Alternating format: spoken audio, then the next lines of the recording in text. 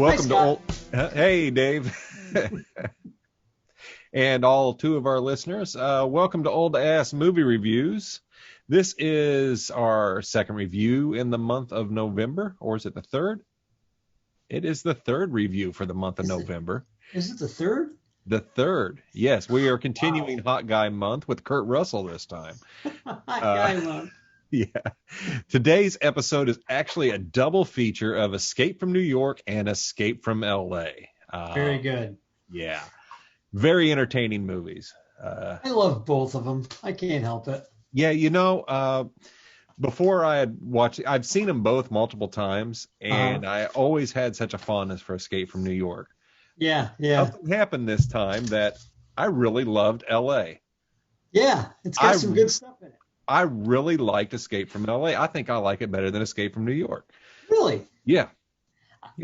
I don't know if I'll go that far, but I do think Kurt Russell needs to make a third Escape movie. It's going to be interesting to see how they would do that, considering the world has been plunged into darkness. Easily. You just make it a Western. Make him or a Samurai Ronin type guy. Didn't we just watch that in... Still on. Review coming up with Patrick Swayze in the apocalypse as a samurai. Patrick Swayze is a samurai. There's nothing wrong with that. I don't care what anybody says. Well, there's a lot wrong with that, and we'll get to it when we talk about it. But back to Kurt Russell. Yeah. Let's do Kurt Russell first. Oh. What was the year of this movie? Which one? Escape from New York. Is it 83? I think so, but when did it actually take place? It was like supposed to be 90-something? 1999? Yeah, something like that. I find it interesting that they just assumed cassette tapes would have lived that long. Hey, I still have some someplace. Somewhere. I don't know why you wouldn't assume that they still exist. I don't know. We didn't think anything of it. I saw this movie in the 80s when it came out. Look where he lands. What's that? Look where he lands in Escape from New York. Yeah, on top of the World Trade Center. Yeah. That's quite... Who'd have thought that? Nobody would have ever thought that. No. Interesting.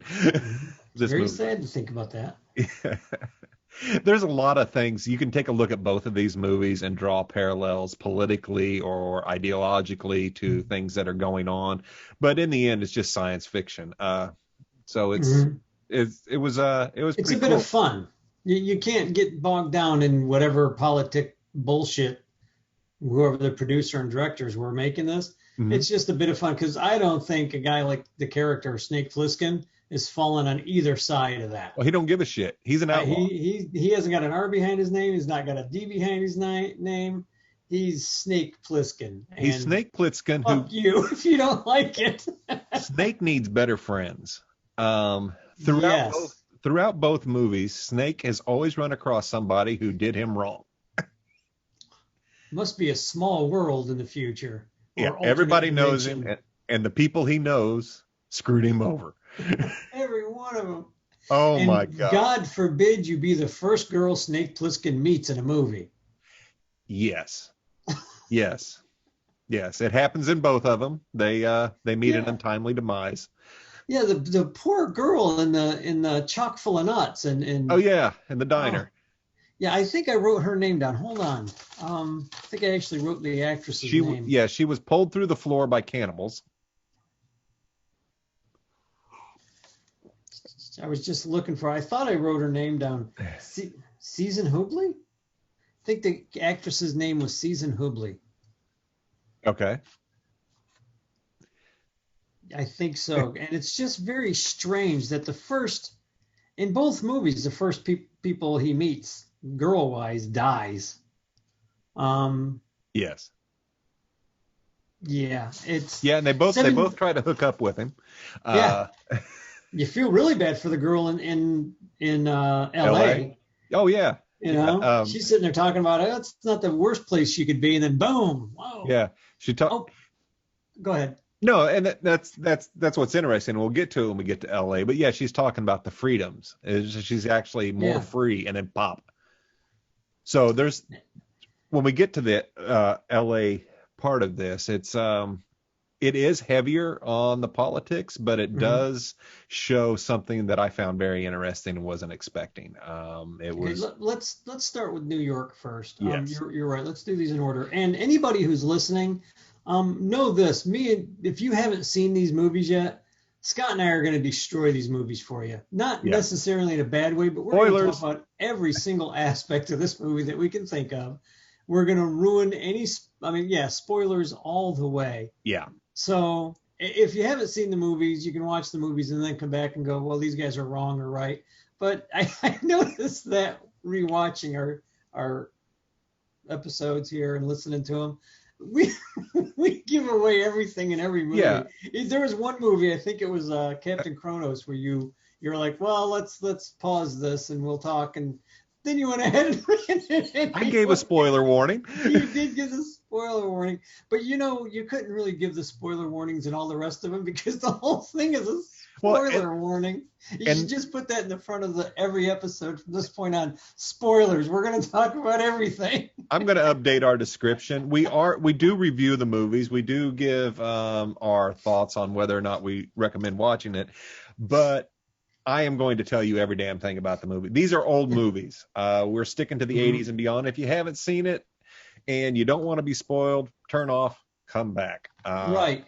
I would agree with that. Yeah. I'm looking for my volume, but I don't see it on It's here. more fun to just talk about all the shit because we can really tear these movies apart if we spoil them.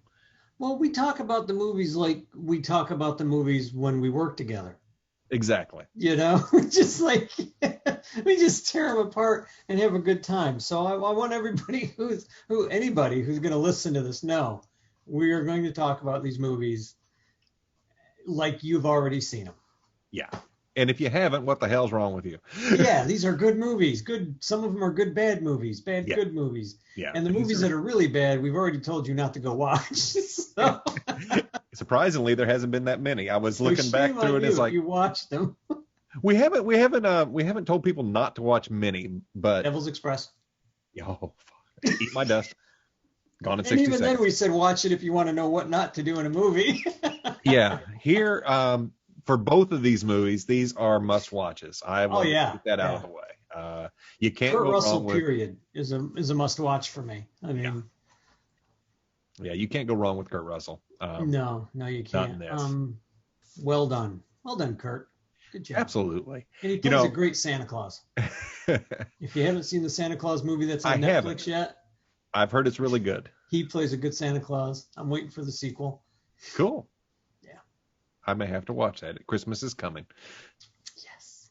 Yeah. So the beginning of Escape from New York. New York's essentially a prison. Mm-hmm. And I just love how they're shepherding all the prisoners through or whatever. And they're giving them the option to be terminated and cremated right there. Well, I don't know. I chuckled. Well, that's nice of whoever's Yeah. offering this. Yeah. It's going to be shit. Do you want to die? We'll take care of you right now. Yeah, right. And some people are taking them up on their offer. 17 minutes plus into the movie before you see Snake Plissken for the first time. Is it really? Yep. Wow. Because I was realize waiting that for him much to show up. There was so much that was going on. Yeah, you're right. Yeah. They set it up, a good solid setup for that movie. Yeah. That's one of my favorite parts of this movie is it is a John Carpenter flick, so therefore we're going to get the John Carpenter synth, his score, and there is something about, for me, John Carpenter has a signature on his movies. You watch them, you can tell you're watching a Carpenter flick. I'm not sure what it is, but it's there. It's there. It's a cool movie. You see a lot of the actors that reprise their roles here or star in this that they have starred in other John Carpenter movies, and he tends to do that with Donald Pleasance.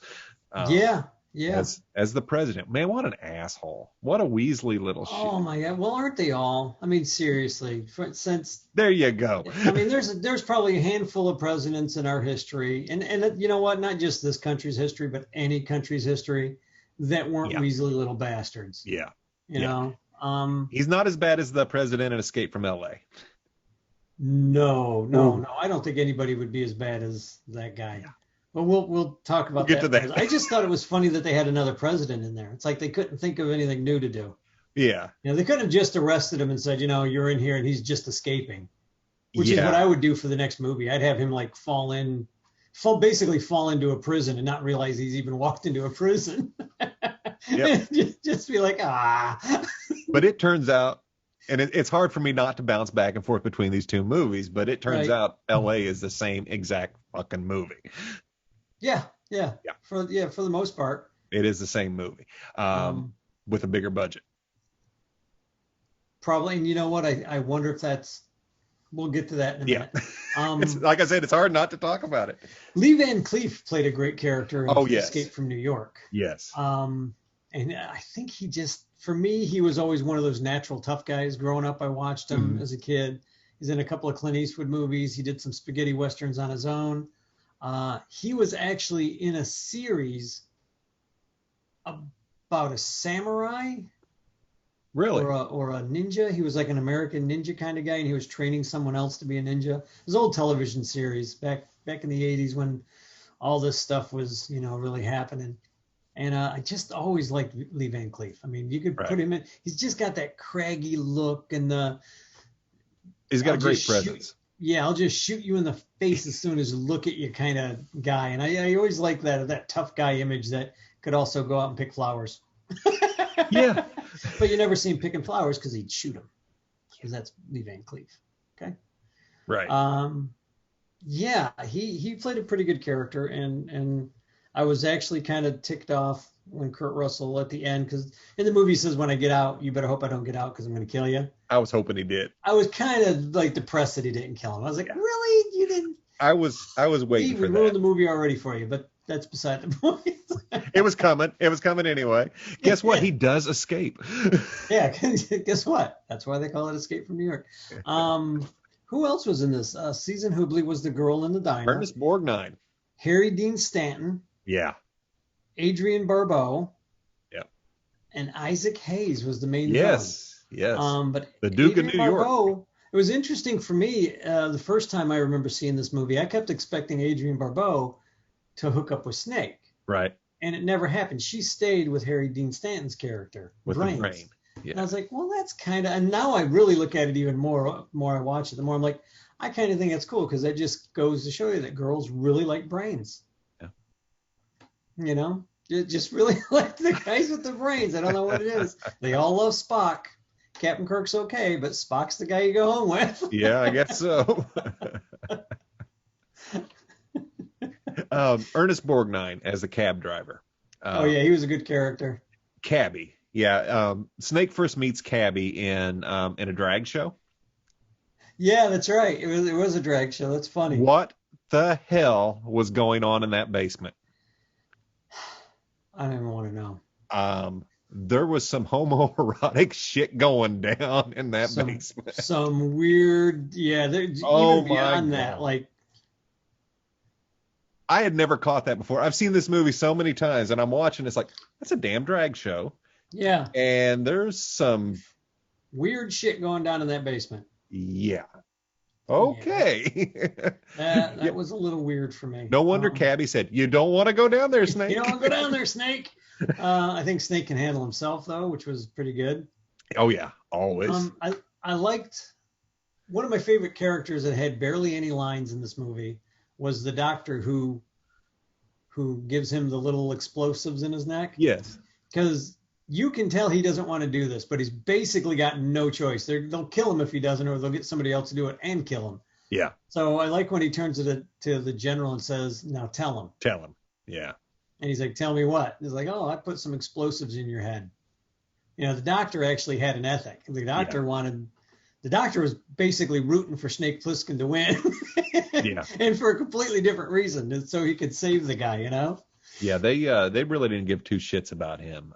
No. And Snake knew that. Mm-hmm.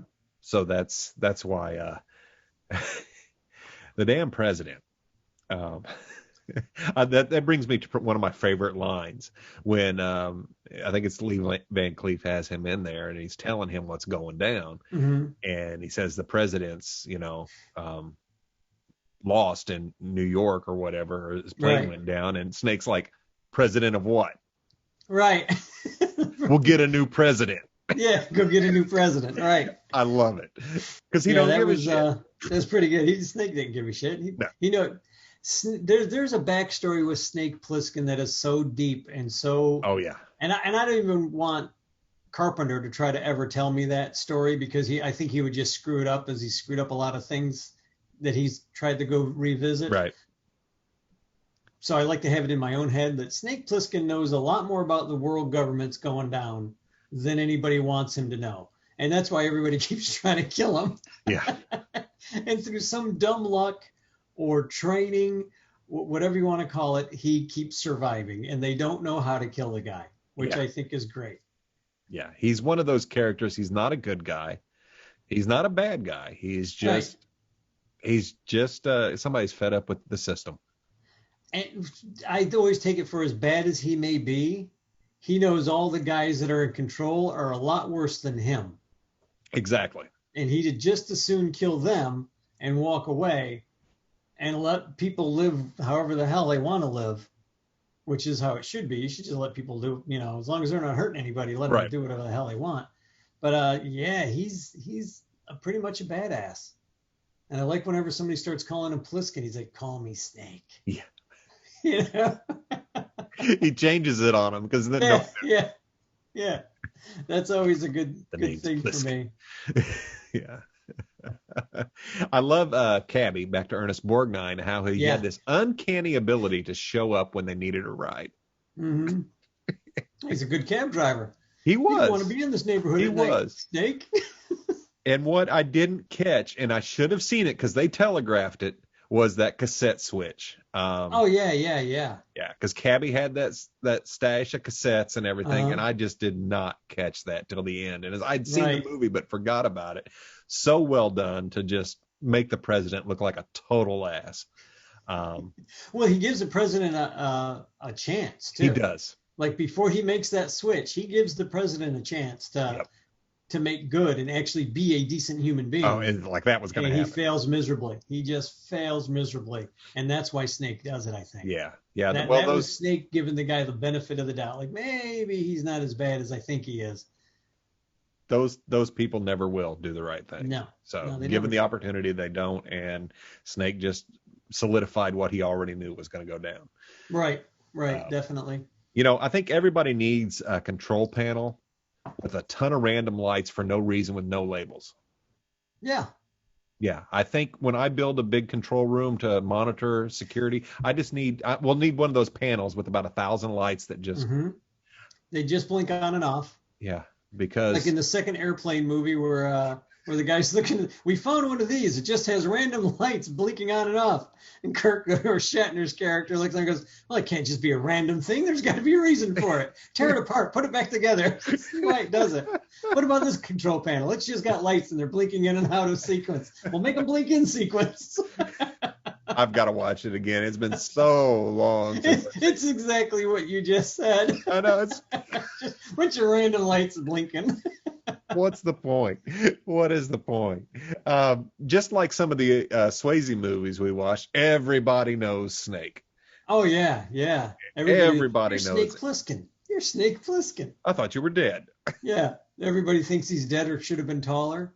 Yeah. In LA, I thought you'd be bigger. Yeah, I thought you'd be bigger. Everybody in New York, I like Cabby recognizes him first, right? Yes. Yeah. No, the girl who gets killed in the chock full of nuts place notices him first. Right. She gets killed. Cabby, as soon as Cabby recognizes him, that's just, you're dead. You've recognized Snake Plissken. Yep. You're gonna die. you don't want to be anywhere near Snake. Right. Body count is high. Yeah, really high for one guy. Yes, yeah. His body count is almost as high as the 10th Doctor. Yes. Yeah, it's like if you had your choice between being saved by the 10th Doctor or Snake Plissken, run. Try and save yourself. Exactly. It's not going to go well. It's not going to go well for you. Yeah. Take the big blue box and go. How about the Duke's car? with the chandeliers Oh, on the big chandeliers and the and a music. big mirror ball hanging from the mirror. How is that not blinding the driver is all I want to know. He was How is pimping. that safe for the driver? That's hard out there as a pimp. Yes. Oh, the Duke. Yeah. A number one. A number one. And he was just, I don't think he had done any acting until that point. Really? Yeah, not that I'm aware of. I mean, he may have, but nothing that I'm aware of. And for being a tough guy, playing a bad tough guy, he did an okay job, I thought. Yeah, he had a good look. It was good. Yeah, Isaac Hayes did a pretty good job on that, I'll have to admit. Yeah, the editing was great. The score was great. This was an entertaining movie, and I had told you what I had caught was at the crash site there was a damn kitchen sink. It's like, yep, they just threw everything and the kitchen sink at this. And see, I was looking for the kitchen sink. I didn't see it, but I think I saw a refrigerator. You probably did. Like a regular refrigerator in the crash site. And initially I'm like, well, that just has got to be rubble from the city. Yeah. But then you're looking around and the rest of it is all plane crash stuff. And you're like, did they just put a regular refrigerator? Probably. They did a good job of making that set look like a destroyed city. I don't know where they filmed it, if it was on a stage or a couple blocks of New York or something. I think it was a sound stage, and I think some of it may have been outside, but I want to say most of it was like a back lot. Okay. If I'm not mistaken.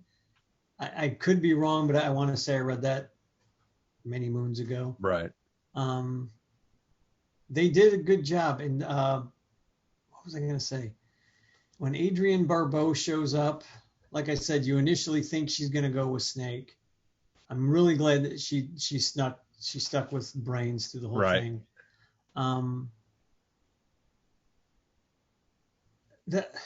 There was one piece of day-night switch that got me, and I never noticed it because of the last few movies we've watched. I've been looking for this kind of thing. Right. When they're getting ready to drive and get away and they get on the bridge, it's suddenly nighttime. Yes. Whereas before it's daytime and it looks like you probably got a good 25, 30 minutes of light left at least. They hit that bridge and it's dark. Yeah. And I'm sure that was definitely done on a sound stage and for reasons it's dark and everything, but it's just kind of strange that they chose such I didn't even catch cut. it. I didn't even catch that. Yeah. So it got by me. But again, that was one of those things that I was looking for because of the way it was set up. Right. It doesn't ever look like it's daytime in New York. No, he's got 24 hours and we never see daylight. You never saw the daylight. Maybe he was underground at that time. Yeah, he might have been. What about the president's escape pod? Why was he in Mork's egg? I was wondering. The first thing I thought of was a Pokemon ball, but Mork's egg. You just wait for Robin Williams to come out and go, no. I was like, that's Mork's egg. That's funny. Mork's egg. I didn't even think of that. Yeah. Sorry. That was my first thought. It's like, oh, look, I need to go watch Mork and Mindy. That's freaking brilliant. I hadn't thought of that. Now I can't get it out of my head. Yeah, why wasn't it? Could they have made it look any more? There was nothing there to stop it. I mean, there was no parachute. There was nothing. It was just this ball that was just a ball with a chair in it. Yeah. Doesn't make any sense. Yeah. Would they figure he's just going to bounce? I guess. Just roll. It's good. Hit a couple of pins, hit a couple other buildings, and right, just knock them all down. Wow. Yeah, I didn't even think of that.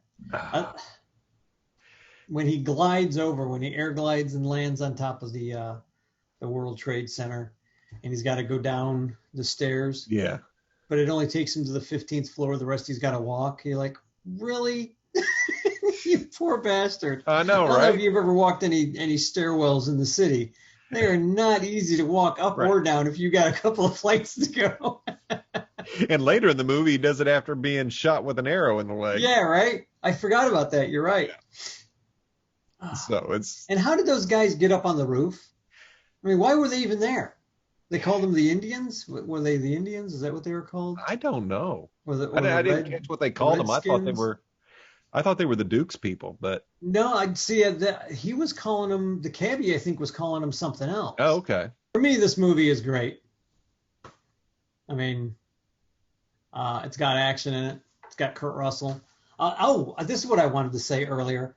This, I believe, is Kurt Russell's first foray out of the Disney franchise. Ah, I think this is his first movie not affiliated with Disney. which is awesome. That's quite a And change. and you can see why if you've ever watched any of the other movies he did, like the Computer Wore Tennis Shoes or The World's Strongest Man or any of those Right. other Disney stuff, you can definitely see why he chose this movie to do what he did, Yeah. to just become Snake Plissken, because that could have been a career ender had he chose something similar to what he had been doing. Oh yeah.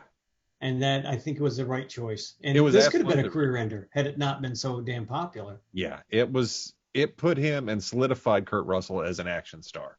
Mm-hmm. Which we will get many more action movies from him. So it was absolutely. I absolutely love this movie. It's an 80s flick. It's cheesy at times. It's really cool. Right. Snake Plissken is the ultimate badass. Yeah. It's fun. It's definitely worth a watch.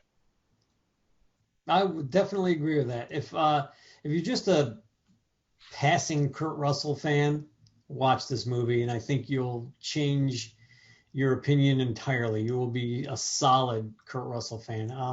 I like anything he does. I actually went back and watched a couple of his movies on the Disney Channel because I like him so much, and I'm just like, man, he can play such a cute guy, like cute boy next door stuff, Right. and then turn around and play Snake Plissken a few years later, because it wasn't that many years after The World's Strongest Man that he played Snake Plissken. Yeah. So that's really freaking cool, and I would really love to see him do this a third time. I mean, he'd have to probably shape up a bit because I'm sure he's a little out of shape, but you know, who doesn't? I'm That's me patting my big fat belly. But yeah, dude, I think he was a good, solid actor. I think it was a good part for him. Absolutely. Good movie all around. Just end of the world, apocalyptic stuff, and you have to have the anti-hero because Yes. you can't have a guy in a white cape walking around in a white hat being the good guy. No. You know, you needed somebody like Snake Plissken. Absolutely. And he reprises his role again in Escape from LA, which we are going to talk about now.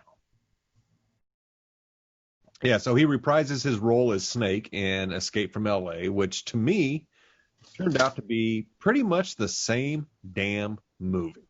Well, yeah, it was definitely the same movie. Yeah. That's why I think you need a third one to show him grow a little bit. I don't know, maybe get a girlfriend that doesn't die. Yeah. That would be great. That would. And I tell you, this is just my own opinion. My dream thought on this is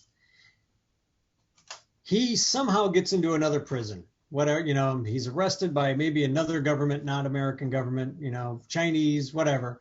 Put him in another place, but basically the same idea. And he has to rescue some freedom fighter woman that's been freedom fighting for 30 years, and everybody knows who she is, and she's been in prison for the last 5. And when he finally finds her, it's Goldie Hawn. And she's just in her own little world. She's in her own little Goldie Hawn world. Just, you know, she's planting flowers and she's doing shit, and she has no idea that she's this great. Everybody's looking for her. She figures she got arrested and thrown away, so everybody's forgot about her. So she's been planting flowers. Right. Not even in her head does she think anybody remembers her. And he's looking around like, what the hell are you doing? You're planting flowers. You know what? You were this great freedom fighter. She's like, oh, yeah, I don't do that anymore. He's like, what? I got to get you out of here. They're going to kill you. Like that, he just instantly, you know, Snake Plissken instantly falls in love with her and winds up saving her. Yeah. Like she actually gets away alive with Snake Plissken. And then like maybe at the very end, like you run the credits and you show like a field and Snake Plissken is out planting flowers next to her. At the very end, you just see him planting flowers with her. Like that was it. That was like Snake Plissken no longer exists.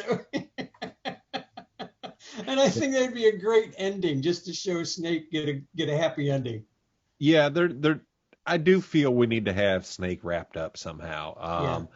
Rambo kind of did it. I don't know if you saw the latest Rambo movie. I haven't seen the latest one, but It's I've excellent. heard it's really good. Really damn good. I don't like how it ended. I wanted to see the torch passed Right. to somebody else because it was a perfect setup. But that would be my other ending for a Snake Plissken. If some reason he doesn't live, or something happens and he's trying to save some young kid or some guy that looks kind of like him, like as he dies, like the world will basically, any underground movement would come to a halt if they found out Snake Plissken dies. So in the next scene, you see the kid that he was saving come walking out of smoke, and he's dressed like Snake Plissken, and he's got the eye patch on, and somebody says something to him, and he just does the "Call me Snake." Yeah. And then the credits just start rolling. Yeah, Snake is more. That's the one of two ways you have to end that, as far as I'm concerned, for Snake Plissken. I agree. He's passed the torch, or he's gone off and become a farmer because fuck, nobody appreciates me trying to save the world anyway. This movie absolutely had a bigger budget. The earthquake effects were great. Yeah. That opening scene with the earthquake was really good. So they explained that pretty good. California got broken off and was its own little spot, and the U.S. had become a theocracy and was sending all the undesirables there. Which leads me to one of my first notes. Hold that thought. Nothing like overlaying your political beliefs on your opponents, right?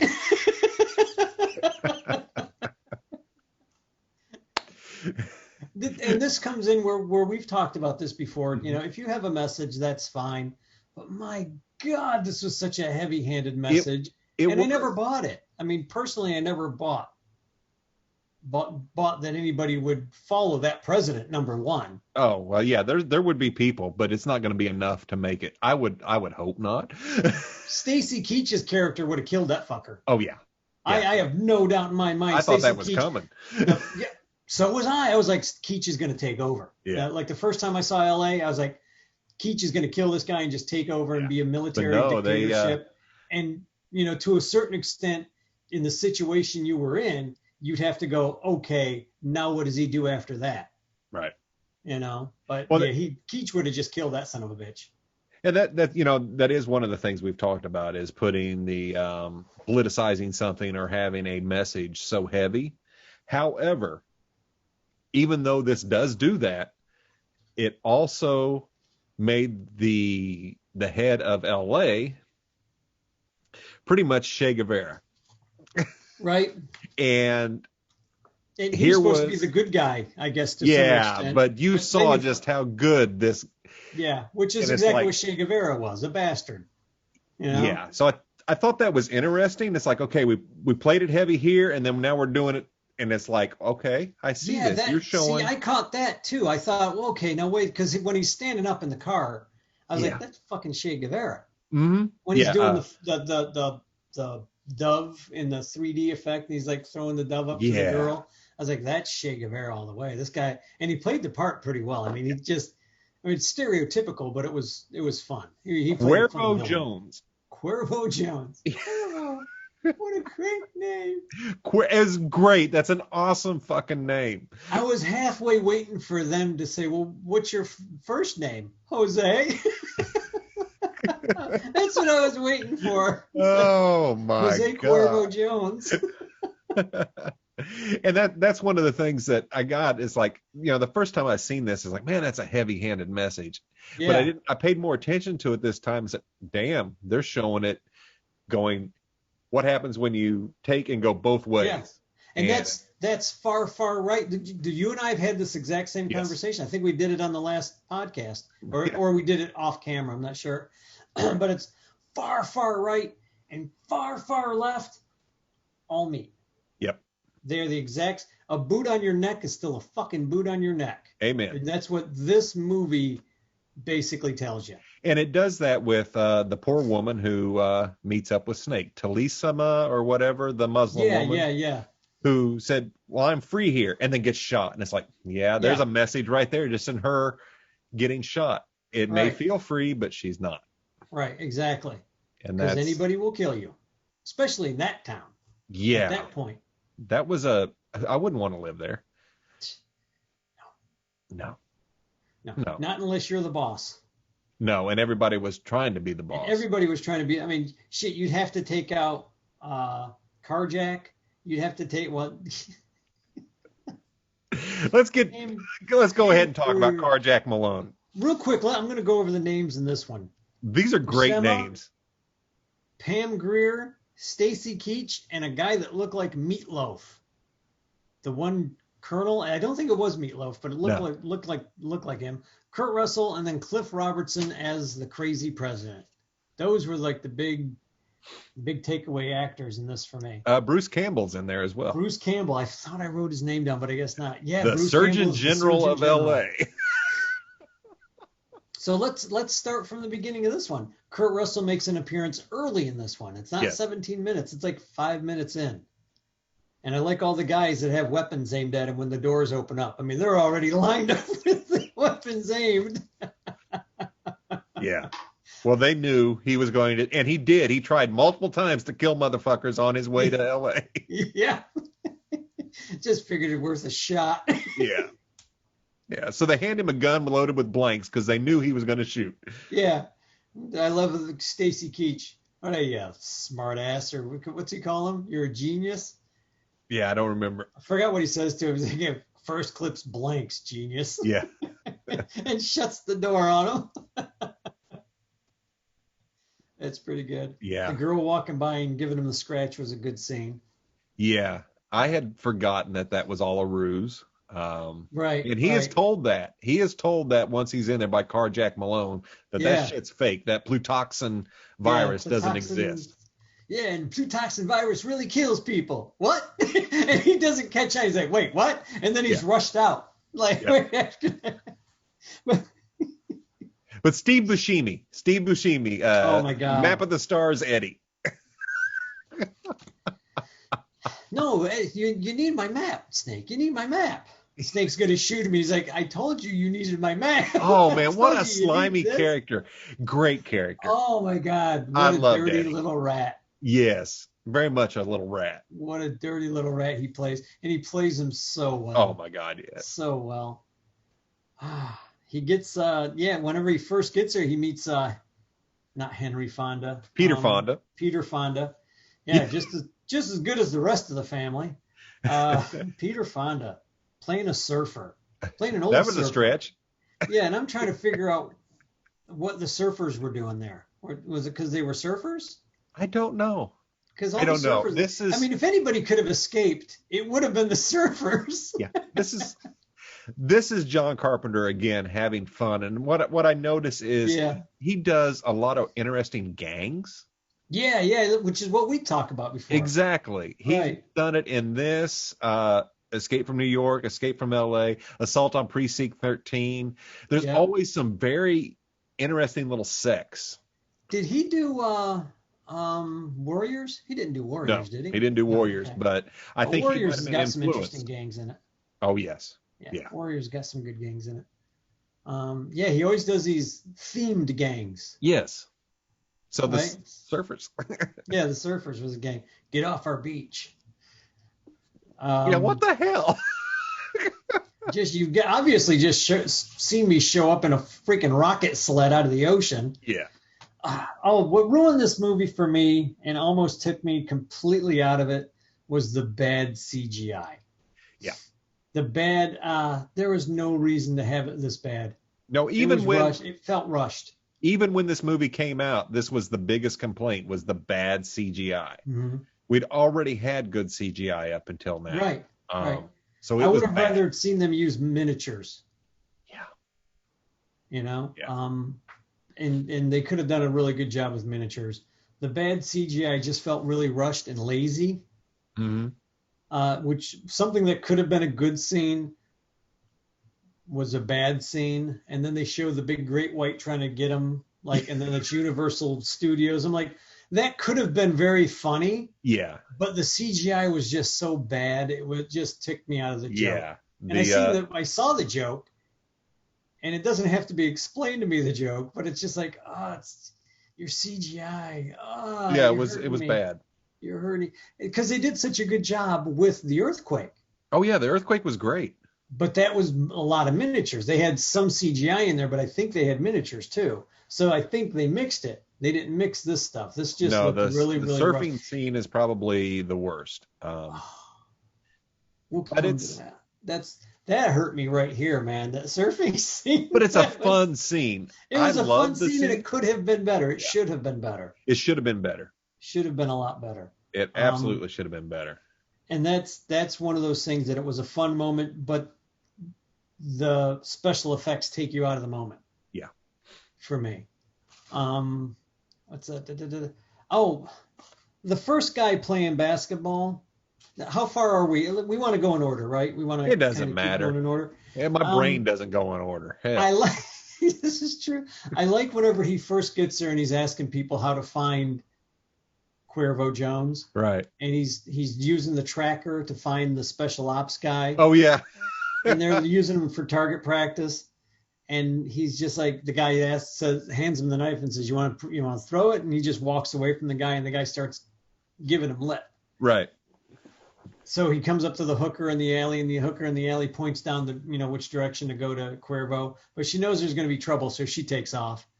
The hoods walk out into the alley with him. It's a great scene. One of scene. my favorite scenes in this entire movie. They're all walking after him, and they're like, hey, one-eyed, hey, you little prick, hey, you, and they're just calling him names.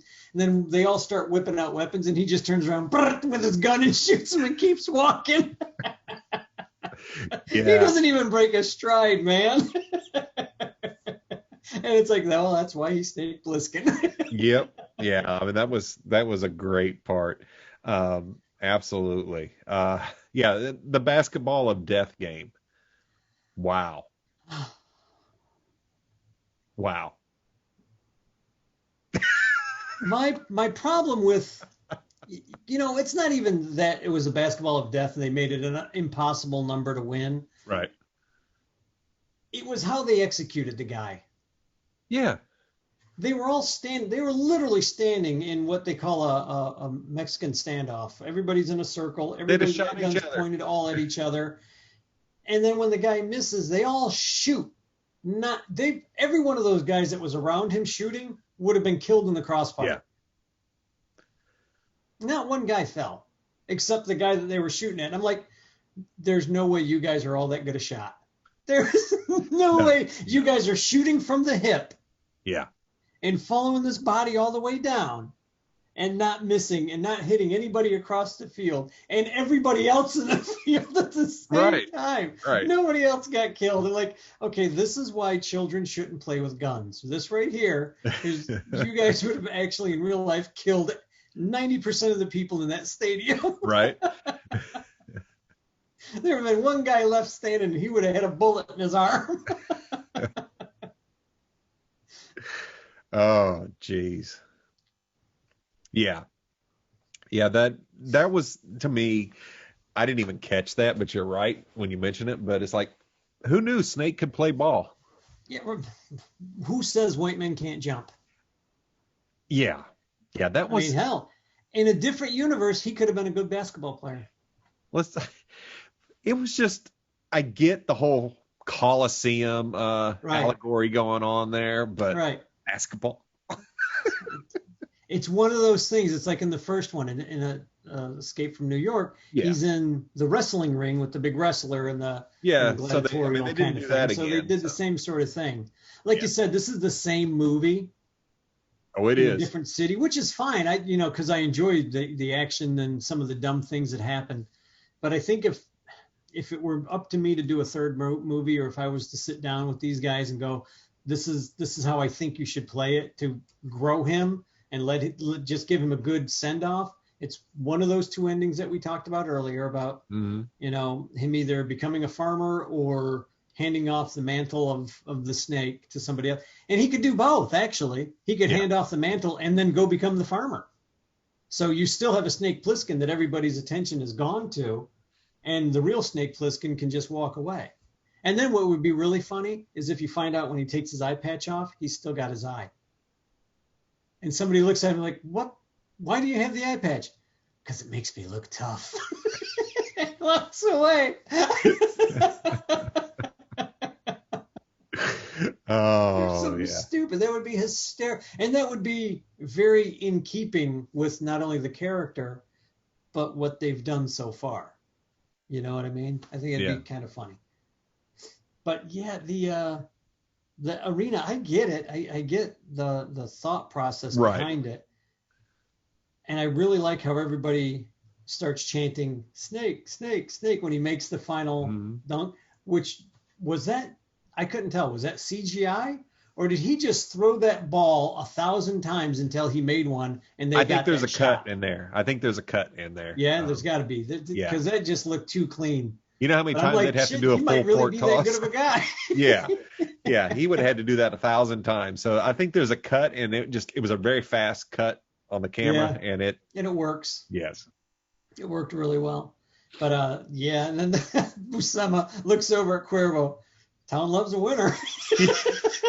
Yeah, Buscemi was great in that. Definitely, he's probably one of my favorite characters in there. Oh, he's probably one of my favorite guys in Hollywood. Yeah. For numerous reasons. But when 9/11 happened, he went back to his old fire station that he worked at and put on the uniform and went in with no regard to his own safety. And he went there to help. And he didn't tell anyone. He didn't make a big deal of it. He didn't call up his fucking publicist and say, make sure this is in the paper. He just went and did it. People started finding out about it later, like after I think he was just about ready to leave when people started finding out that he was there. Yeah. And he had, I think at some point, I'm guessing he had to leave because it was like, okay, now you're just coming here to see me, and that's not what this is about. Or maybe he stayed there the whole time. I don't know.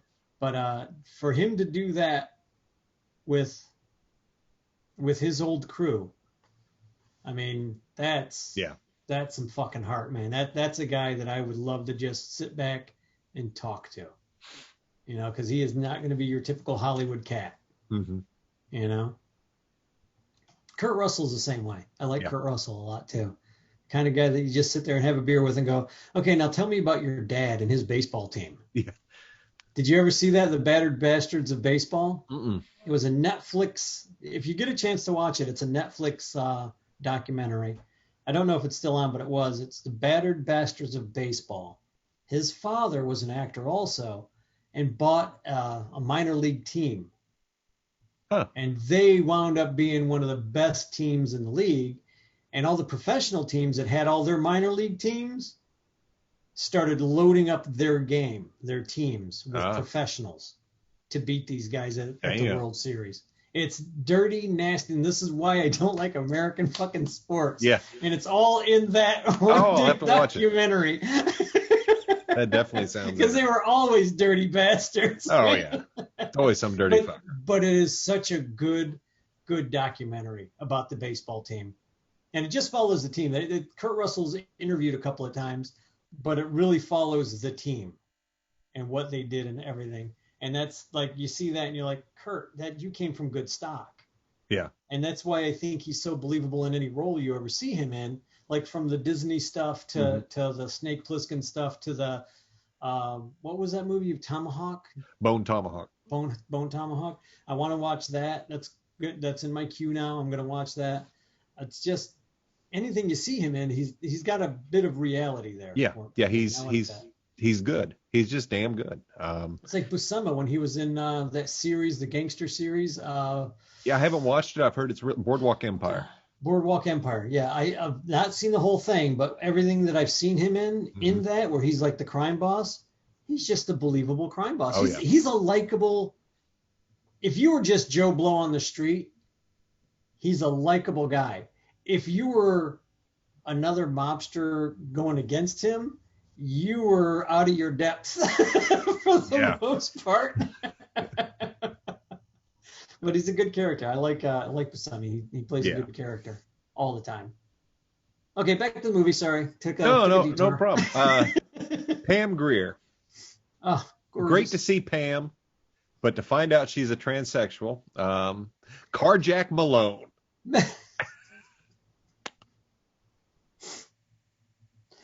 I want to know whether that was her voice modulated. I think so. Or whether that was a guy. I'm guessing her voice was modulated. It sounded like it might have been her voice modulated, or like you said, another actor. But I like when Snake grabs between the legs. Yeah. You've always kept a little gun between your legs, right? Yeah, I always like to see that you have a little gun here. And it's just so funny because Pam Grier's face is just like, huh? So it makes me wonder, did he really grab Pam Grier's thigh or not? I don't know. But here was another character who left Snake stranded. Yes, to die. But from Carjack's point of view, for good reason. Well, she had a better deal. Well, not just a better deal, but, Snake left her there too, or him at the time. Yeah. So, yeah. But if you're going to have a change, look like Pam Grier. There you go. There you go. I didn't see that coming. I forgot she was in it, and I didn't realize she was too until she showed up. I was like, oh yes. These are great names. I just love it. Carjack Malone. It's just a great freaking name. I'm not Carjack anymore, sweetie. They get on the hand gliders and hand glide down to Disneyland. That reminded me, there was another Disneyland type park across the street that I forgot what president came up with the idea to have a Disney World with no Disney characters in it. It was just as successful as you'd think it would be. Oh. But I think Iger came in and took over and was like, no, you can't have this park losing money. It's Disney park. It's obviously a Disney park. We got to do some Disney type stuff in it. So they went in and that, if you have Disney Channel, or Disney, whatever it's called, Disney Plus, there's something in there about the DreamWorks, Dream Team, something Dream, I don't know. But they talk about that park in there. They talk about the park and how it was just losing money. And initially the guy thought it was going to be this great moneymaker. Everybody's looking around like, where the fuck are the rides, man? There's nothing in this park. But I think that is supposed to be that park. I think Disney World fell off the... Yeah. Because it looks like the ocean is like right across from the street where Disney World would be at. Yeah, it made it feel like it was like Disney or something. It's like, what? Kingdom Under the Sea? Which I was like, what the fuck? What is that supposed to be Disney World? And Kat reminded me there's a place across the street from it. So I was like, oh shit, that's probably supposed to be that. There was some comment made, and I didn't write down the exact quote, but it was, they lost their ass after Paris. Yeah. And it's like, that's Disney World. Yeah, they did. They did lose their ass after Paris. Yeah. They came back, but boy, that hurt them. Parisians are like, we did not do the little mouse thing, or you silly American. Give us the goofy dog. We like the goofy dog. He reminds us of Jerry Lewis. Stupid American. That was my bad French accent. You're welcome. Yeah. One of the president. God, what a jerk. He's going to kill his own daughter. Can you blame his daughter? I mean, seriously. I don't blame his daughter at all. Daughter one bit for doing what she did. The problem is she thought that Jose Cuervo. She was used. Oh, yeah. Cuervo Jones was a better option. Yeah. Thought he was a good guy. He was the exact same option, only from a different angle. The bad guys or the other team, whatever you want to call them. Yeah. So, he was just as bad. A harsh life lesson, we'll call it. Yeah. So he was going to electrocute her ass on TV. Mm-hmm.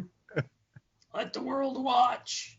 Wow. That brings me to one of his quotes that I laughed so hard at. He was the president was freaking out. He's like, I got to go to my quarters. I got to pray. Yeah. That's going to cure everything. Yeah. Not a little bit of action. God wants you to do some action forward. No, I'm going to go pray. When you pray, you have to actually put action and work into it. All right. Not just get down and run. So at the end of this, desk, Mr. President, get out from underneath your desk. Pretty much. See, that right there, I think Stacy Keach would have just killed that character. Yeah. I was surprised that he fired on Snake. So was I. Like, I really thought he was just going to let him do his thing. Yep. But that brings us to the swap again, just as the same as in New York. The little disc, right? Do you think that worked out the way Snake had planned? I think so. I think he planned it that way. Yeah. Because he gave the girl the dupe. Right. And either way, he still had the original on him. Right. And they couldn't get to him because he was a 3D true. hologram. So if they caught the girl and grabbed that disc, no big deal. If they didn't, Snake could still play the game and show them exactly what he was doing. Yeah, it was such a ruse that was planned so many steps ahead. Exactly. That was like slick. He probably figured, him being ex-military, he knows how they're spread out. He knows that no matter what, unless he takes that helicopter past a certain point, there's military people there. So when he pushes her out, chances are if she doesn't die, they're going to find her. And if she does die and they find the dead body, they still find the unit. Yeah. The launch code unit or whatever it was supposed to be. Which was great. They got Map of the Stars Eddie. Map of the Stars Eddie. I just love the reaction on everybody's face. Yeah. Again, if you have the third movie, you could always bring that girl back into the third movie. Yeah. And have her at one point save Snake Plissken. I mean, you can literally have Snake Plissken ready to be killed and have her just come in, and she's like, yeah, I owe you one. And he's like, who the hell are you? Like, he doesn't even recognize her because he's so used to saving people. It's like, who the hell are you? It's like the one person that didn't double cross him. Yeah. Would be funny. Yeah. And that was, I hate that so many people like Pam Grier and the rest of the people who jumped on the helicopter died. It's like, what an easy way to get rid of tying up a story that you don't have to explain what happens to them. Just fireball them, and there we go. Okay, they're gone. Oh, that's funny. Yeah, it was. Okay. You're right. That's how you do it. But it'd be really funny at the end of a third movie is if like Kurt Russell's lived, he's passed on the mantle, he's getting ready to go do this farming thing. The president's daughter from the second one is still alive, and she's a freedom fighter too. And at the end, he just kind of looks around and goes, something's wrong here. And the wife looks at him, what? He's like, nobody died. like everybody's all alive. We're all still alive. Oh, yeah. You got any more notes on LA? You know what? Not too much other than when Snake jumps on the back of Cuervo Jones's car. Yeah. Why didn't he just shoot him? I know. And he knocks him down at one point, and he has him down on the ground, and he walks over and takes the transmitter. Why didn't he just shoot him? Yeah. See, that's my problem with writing an action star like that, is they never do what you think they should do. There's only one movie that I ever saw that I would say did the thing that you thought the action star should do. In Schwarzenegger movie, The Commando, he does exactly what you, as the watcher, want to see him do. He kills the guy at the time that a guy needs to be killed. Right. Whereas in most movies, he'd be like, I'll kill you later. Because he tells the one character in that movie, I'm going to kill you last. And at some point, he's killed a couple of guys, and he's got that same guy hanging over a cliff. And the guy's like, I thought you said you'd kill me last. He's like, I lied. And he just drops him off the cliff. You're like, yes, that's how you do it. You don't throw that guy to the ground so he can chase you for the next 6 weeks. No, and that's one of my biggest complaints of almost every action movie or TV show. They can end it right away, and the problem is solved. Right. I always equate it to take a lesson from Tony Soprano. They handled their business. Put the plastic down and clean up your mess. That's right. That's right. Or Michael Corleone. Yes. All the Corleone family business is taken care of today. Yes. You're not waiting until next week, not next month. We kill everybody tonight. Yep. Is the spaghetti ready? They didn't have those problems. No. But yeah, it was always very strange that he let Cuervo live. It's like, this is the guy that you know you have to kill, and you're smart enough to know that if you don't kill this guy, everything that happens in the rest of the movie is what's going to happen in the rest of the movie. Yeah. You know what I mean? Well, they had to have the movie happen. But there's a way around that. There was a way around that. They could have made another character and had Cuervo be his second. Yeah. And have that bad guy get killed, and Cuervo starts chasing him after, because he knows of what the clicker is. Yeah, I always hate that when I see that in a movie or a TV show, when it could be solved just like that, and somebody hesitates and doesn't do what needs to be done, and it's like, this could have been solved. Ben Kenobi, Darth Vader. Yeah. There's your Star Wars reference. For this episode. Kenobi should have just went down that hill, chopped off Darth Vader's head, and walked away.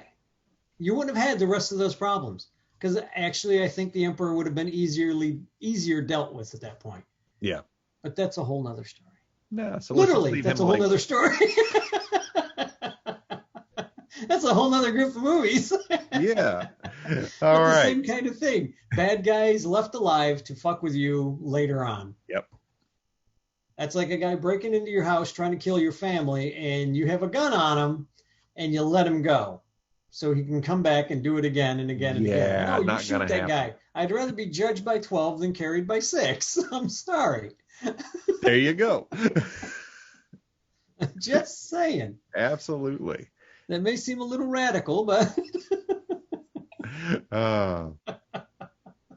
there's people out there right now just, I'm going to tell him a thing or two. Yeah. Whatever. So your recommendation? Oh, yeah. I recommend both these movies, man. Absolutely. Escape from New York is still my favorite. Escape from LA. Like you said, the gliding scene coming down. They're just shooting. They are literally sitting ducks and those things. But it was cool. But it was a nice effect to have them come out of the sky, and they're like banking and just with the machine guns mounted on their, their steering mechanism. Yeah. That was pretty cool. It was well done. Nice effect. It was well done, even with the bad CGI shark and surfing scene. I love this movie. I like it better than the first one. How did the truck that was parked behind him that got hit by that wave not kill both of those guys? Well, exactly. Exactly. And why would you have a working vehicle down there when you're on LA? Yeah. I mean, hey, you got to surf the LA River. I guess. I mean, everything happens there. Even with all the really bad CGI and the holes in the story, the plots, it was good. It's good action. It's good anti-hero stuff. I thoroughly enjoy it, man. I really do. I did too. These movies. I'm good. I'm good with both of them, man. All right. And with that said, what's our next two? Our next two movies? Okay. Let me just tie it up here. Thanks again for tuning in to Old Ass Movie Reviews. Hope you enjoy Escape from New York and LA as much as Dave and I did. Next week, we return to Patrick Swayze with Steel Dawn. And then we're going to follow up with Red Dawn. Not a sequel. Just saying, not a sequel. Should have been. Could have been. Should have been. Yeah, it might have helped it. We'll see you next week. Thanks again. Bye, folks.